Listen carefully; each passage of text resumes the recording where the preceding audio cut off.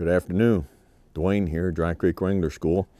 I want to do a miscellaneous video this evening, okay?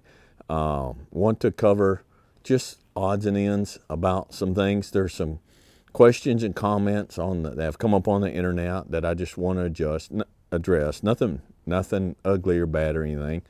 But just things that are just small and simple that I don't want to do a whole video on. But I want to answer your questions about that. I want to do a quick update on the boot video I just did. And then towards the end, I want to give an update and give more information on the school. And so we're going to do something different, try to just do a miscellaneous video and catch up and see how that goes on. For the cigar guys out there, this is the Oliva V, but it's the Liga Especial. One of my favorites. I really like this cigar. Speaking of cigars, I've had several questions on there about where do you order your cigars online. Now, I don't know what the rules are, okay? I don't know if I'm supposed to do this or I'm not, or I don't know if I'm supposed to, because these people don't know I exist, and so I don't get anything from them. But I don't think they care. I've been ordering my cigars from Fox Cigar out of Phoenix, Arizona, the ones that I order online. They've had the best customer service of any cigar company I've ever dealt with. The prices, the best prices of anybody I've dealt with, except for Cigar Bid, which I just don't have the patience for Cigar Bid. It's just when I'm ready, I know what I like, and I like to just order it. But they send it. The shipping is just immediate. They don't charge shipping. They always send everything with Bovita pack, so it comes fresh and ready. The packaging is very well done. And they always send samples. I always get a few samples, and the samples are they look at what I ordered, so the samples are in line with what I order. They never send me, I don't smoke flavored or infused or sweetened cigars, and they never send me that stuff. They look at the kind of cigars I order, and then so they say, well, this is in line with his palate, but he never orders these. Let's send him some of these. Let's send him 3 or 4 of these and see if he likes them. Really good company. So like I said, they don't know I exist. I'm not getting any kickbacks, but that's who when I order online, most often, unless I can't find something specific I'm looking for, that's where I go. So there's that question. So on the next question, this is just cultural, and there's just been some honest perplexity on there, okay? Momma is my wife. She's not my mother. Okay, we've been married for 31 years in March, okay? And our oldest son is about to turn 30 years old. When he was born, she became Momma. And then as they grew up, next child, all the way down, it's like, go ask your mama. Well, what did Mama say about that? Did Mama say that's okay? And so with 7 children over the course of 30 years, she just became Momma. And it's maybe in other parts of the country, but it's a common typical thing. It's a term of endearment, especially in the South, to call the mother of your children Momma. It is like I said, a term of endearment, but also to me, to a lot of us, motherhood is the most heroic, magical thing that a human can take on. And so it's a badge. Any woman can be a woman. Any woman can stand up and be a wife, but it's special to be a mama. And so she's Momma, has always been Momma, and so it's Deanna. It's my wife of almost 31 years, but she's Momma. Okay, so I wanted to clarify that. I did that boot video a couple days ago, and I showed you those Tony Llama boots. Well, I ordered those boots online because I couldn't find the ones I was looking for. The next day after I posted that video, we went looking for a warmer jacket, a warmer coat for Mama. And we hit some Western wear stores. We hit some Cavenders, Boot City and Boot Barn. And both those places should change their name to Ariat Boot City, Ariat Boot Barn, because that's about all they carried. But anyhow, I digress. So she found a privately owned boot store on down I-35 south of us here. So we ran down there and went in. And lo and behold, the boots I had been looking for weeks, they had a pair there that were on clearance. They were on sale. Just exactly what I was looking for. So I got them. And what I was looking for was a pair of Tony Llamas that were actually, can hold up to being thrown on the floor. A pair of Tony Llamas that were actually made in the USA, that had the leather foot, the leather sole, the heel, everything I was looking for, made in the U.S. And they were on sale for like $178, which is an excellent price. Somebody was asking what model the other pair was. I don't know what model they were, but these are the Tony Llama CT 2023. And they're incredibly comfortable. And I've been wearing Tony Llama boots for 30 years. I got my first Tony Llama Buckaroos when I was cowboying for the Mooncrest Ranch out of Cody, Wyoming, about 30 years ago. And I've been wearing Tony Llamas ever since. And so it is still hard to find. They're hard to find, made in the U.S., find what you're looking for, but they are some out there. And if that is what you're looking for, they are the CT 2023. So I just want to share that with you. It just, again, I've said it before, it perplexes me, not in a bad way, but it perplexes me how folks will watch these videos and get on and comment, and they will break down everything I wear. They'll ask me, what watch is that? They'll comment on the denim that I'm wearing. I don't know why anybody cares what somebody else is wearing. But if you're having trouble finding a good pair of boots and that's something you're looking for, there's that, okay? Hope it helps you for what it's worth. Another question I've got from the beginning, many times, and I've never answered it, so I'm going to answer it now.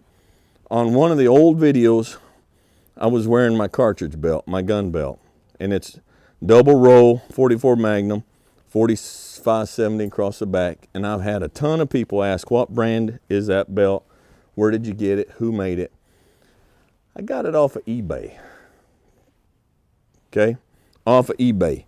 And it's made by Classic Old West Styles, El Paso, Texas. And I kind of looked briefly, and I think you can find them on Etsy. I don't know, but I was looking for a belt on eBay back when eBay was tolerable and you could still find stuff on there, and that's where I found the belt. So, Classic Old West Styles out of El Paso, Texas. That's who made the belt. So, now, I want to talk about one other thing while I'm on here before we discuss the school.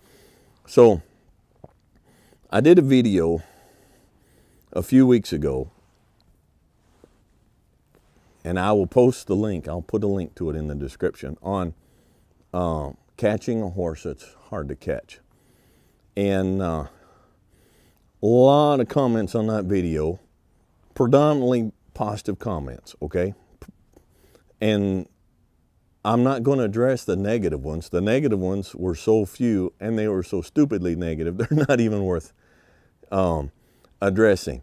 But I want to, this is a good opportunity to kind of clarify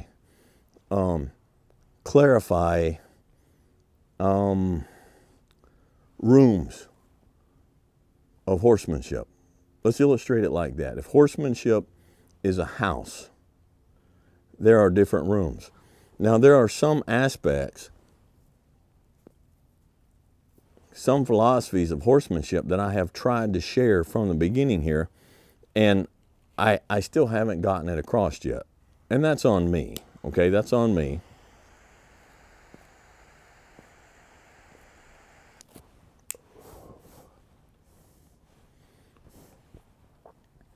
So on that video at the ranch, we had one of the ranch horses that was hard to catch. His name was Bits. If you go back and watch the video, if you remember it. And so I just went out and did not follow him, but stayed with him up at his shoulder until he just gave up. Now, what I did not show was 2 or 3 days after that, we have another horse out there. If you look at the video, you'll probably see a great big Percheron cross horse out there. He's all black, and his name's Goliath. He's even harder to catch than Bits was. And I had to do the same thing to him, and I did the same thing. It took me 30 minutes the first time I went out there. I timed it. I was curious. It took me 30 minutes to catch that horse. What they had been doing was they would go out and every morning they would dump grain in the individual buckets. The horses would come up, and so they would pick these 2 or 3 hard to catch horses, and while their heads were, they would not leave the grain, so they'd go up and catch them. And that's how they haltered them every morning.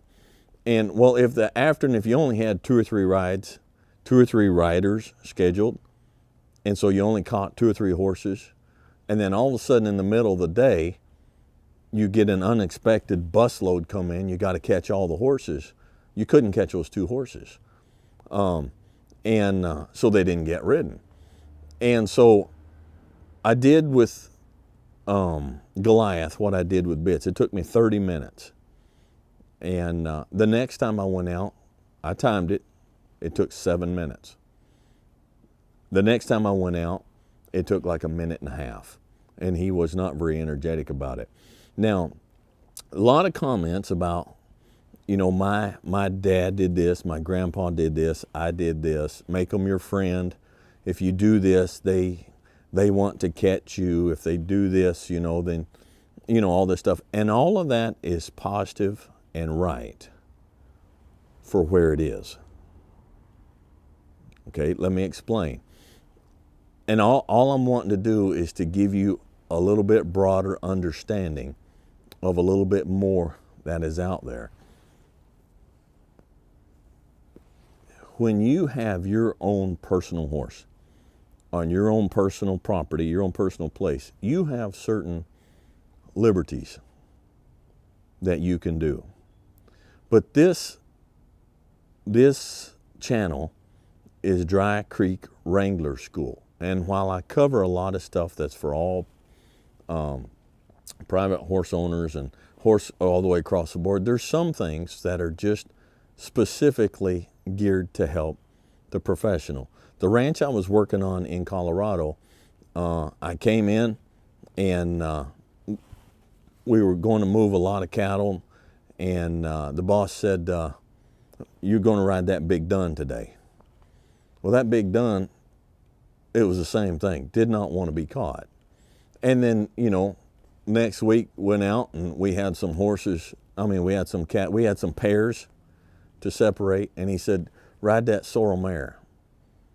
And so the sorrel mare didn't want to be caught. And this was not an outfit, this was not a ranch where they went in there and hula-hand the horses. That's roping the horses, all right, for the string. And there's not a lot of ranches, but there's not a lot of ranches that do that. This particular guy did not want you out there with a lariat roping his horses. So what is my point? My point is, when you step onto a place and you have a pen and you've got 15 to 17 horses in that pen, and you have a job to do, and you've got to do that job, you've got to get that horse, you do not have the luxury or the liberty to go out there and make friends and train all those horses at a certain level. That's the one issue. The second issue is you're not the only one riding that horse. You're not the only one that has to catch that horse. From the time that I worked down there at Rancho Cortez, and I was only there from October 13th, I wasn't there very long, there were 1, 2, 3, 4, 5, 6, 7 Wranglers that came through. They don't keep help very long down there. That had to catch that horse. And so the horse has to be trained. This is my job. It does not matter who comes out here. It does not matter if he's my friend. It does not matter if he has treats. It does not matter what I want, if I want to catch him or I want him to catch me. We are professionals. And it does no good for me to walk away. I just have to stand there and be caught. And you have to approach it from that standpoint. It's not you and your private trail riding horse at home. You're a working man on a working outfit with somebody else's working horses. And you've got to approach it that way. They couldn't catch unless they did that big black Percheron cross. Unless they did him in the feed bucket, they couldn't catch him. I did 2 sessions like that with him. And then I watched, and I told Rooster, you saw him under the young hen, I said, we're not catching him at a feed bucket anymore. We're not doing that. He said, okay. And he went out to catch him. And before you could not catch him, but he went out and caught him in about 3 minutes. And so the method that I used was a method that is a working man's method for working horses that belong to somebody else when you have a lot of horses and you've got to get them in that state of mind. I hope that makes sense. I hope you understand. I did another video a while back, and I'll post that link too. And if you see this and there's a little bit of a light going on and you're kind of interested in the concept, you might want to go back and watch this other video. And it's a video about treating a horse like a professional. And maybe between that and this, it will kind of solidify some of this in your mind. I'm not saying that if you have your own horse in your own pasture, in your own pen, that your methods are not legitimate. Well, I'm kind of not real big on the throwing rocks thing and carrying on, okay? But that's you and it works for you, and that's fine. But if I'd have been out there in that pasture, out there in that pen with this ranch's horses, and the boss come up and saw me with a can full of rocks, chucking it at the horses, and all the guests standing around saw me out there throwing rocks at the horses, that would have not been well, okay? So there's a professional way to go about it that fits that environment, okay? And so if you have the way that works for you, then by all means use it. But if you have a little bit more understanding, a little bit broader understanding, then you've got another tool in your toolbox. And if you get into another situation, another environment that doesn't fit what you're used to doing, you can say, hey, I've seen it done like this by a professional working professional horses. Let me give that a try. That's all I ask. I just wanted clarity and understanding, okay? And so anyhow, short video, an update. So Momma, now you know who Momma is. Momma and I are pulling out of here. We're in Grand Prairie, Texas still, but we're pulling out of here in the morning. We went over today and got the motorhome kind of situated, got the Suburban situated. So we're pulling out of here in the morning, and we're headed east towards Tennessee in the motorhome and the Suburban. The horses are being boarded here in Texas at the moment, and they will stay here. But we got to go over and get things on that end started working for the school. All the logistics as far as bank accounts and phone numbers and mailing addresses and all the paperwork and all that stuff. So we're going to be heading that way tomorrow. Now the weather back that way is pretty nasty, but we're in a motorhome and we don't care. So we might drive a couple 100 miles tomorrow and find a place and pull over and hang out and wait till the weather moves out, but we're heading that direction. So it looks like, and for everybody that has contacted me, I have your contact information and I'm going to get back with you. It looks like the slots for the very first week of class are full, they're spoken for at this point. Now, we're going to do this first week. We're going to see how this first week turns out. And then hopefully that next week or the week after that, if everything works out, we're going to open it up for another week of class. And then depending on how much interest we get and how many people want to do this, we will just keep opening up for another week of class, another week of class, another week of class. The best thing to do is just, if you're interested, send me an email on the Dry Creek Wrangler School with your information and say, look, I am interested in one of your classes. And this is actually, around the time that would work for me. Is there anything available? And I will contact everybody personally that who wants to come, and we'll take care of all the details on that. We do have the website up, Dry Creek Wranglers, plural, drycreekwranglers.com, and so you can get more information on that. Okay, I hope it helps you. And as always, click like. If you like it, if you don't like it, don't lie. Don't click like if you don't. Subscribe if you haven't. Hit that bell. Share and send this to somebody who might be interested. And stay in tune. We do have the Patreon account if you want to continue, if you want to support this, and go over and check that out on Patreon, Dry Creek Wranglers, and so we'll catch you guys next time.